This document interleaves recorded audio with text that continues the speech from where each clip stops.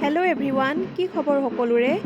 দেৱী দৰ্শন কৰিবলৈ যাওঁতে কেইটামান ভিডিঅ' কৰি থৈছিলোঁ, তাকে আপোনালোকক দেখুৱাওঁ বুলি ভাবিলোঁ।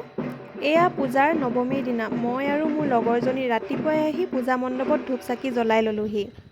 আমি যোৱাৰ টাইমত মানুহ ইমান নাছিলেই।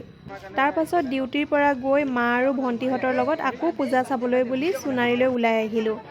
তাত তেতিয়া মানুহৰ বহুত ভিৰ আছিল, মণ্ডপৰ ভিতৰলৈ যাবলৈও জেগা নাছিল। সেই মণ্ডপ ভাগত তেতিয়া কুইজ কম্পিটিশ্যনো হৈ আছিল। তাৰ পাছত আমি তাৰ পৰা আহি বেলেগ এভাগ মণ্ডপলৈ আহিলোঁ। তাতো মানুহৰ বহুত সমাগম হৈছিল। তাত কেইখনমান ফটো আৰু ভিডিঅ'ও বনাই ল'লোঁ। আগতে পূজা বুলি ক'লে মনত যিটো আনন্দ লাগি থাকে সেয়া কিন্তু এইবাৰ লগা নাই, নহয়নে? ইয়াৰ কাৰণটো নিশ্চয় সকলোৱে জানে।